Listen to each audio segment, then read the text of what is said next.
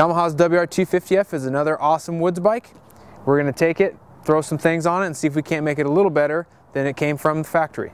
Our first call was to Renthal to see what they had for this bike to sort of spruce up the control compartment. First off is a set of black Renthal fat bars. The Yamaha comes stock with Pro tapers. Personally, I'm not a Pro taper fan.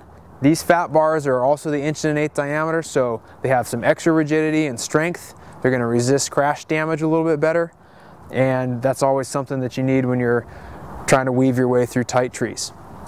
A new set of grips was in order because of the new handlebars. These are Renthal's Kevlar grips.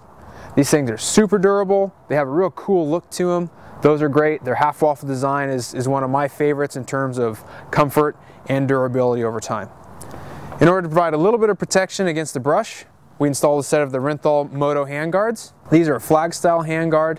They don't have any sort of wraparound protection, so they're not really meant to be bashing against hard objects, but they definitely keep the brush from grabbing your levers when you're trying to get through a tight spot.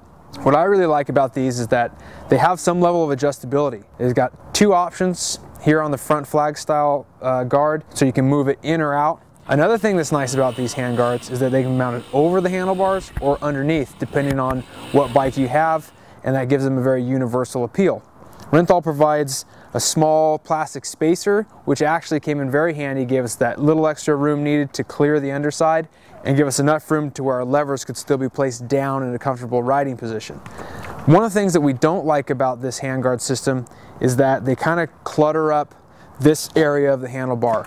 And as a result, we had to move the kill switch all the way inside of the rest of our controls. It's not too big of a deal for the kill switch, but on this side, we had to do it as well with the starter button. And so it's a little bit difficult to reach the starter button all the way off the handguard. So aside from having to switch some things around, these handguards actually are worth the amount of protection that they provide. The last thing we got from Renthal was a rear sprocket. This is the aluminum 51 tooth sprocket, one tooth larger than the original, which makes for a little bit better acceleration and a little bit more torque off the bottom. The other thing we really like about this sprocket is it shaves a full pound off of the weight. That's unsprung weight and it's rotating mass. So not only does it perform a little better with the engine performance, but it also helps with the handling. In order to help the performance, we went with an aftermarket exhaust. This is a Leo Vinci slip-on Enduro exhaust. It's carbon fiber with stainless steel. What I really like about this is that it's not a full system. It's a little bit more affordable that way. Typically, I don't feel that you really get your money's worth with full system exhaust. Our goal with this was simply to open it up a little bit and allow it to flow a little bit smoother.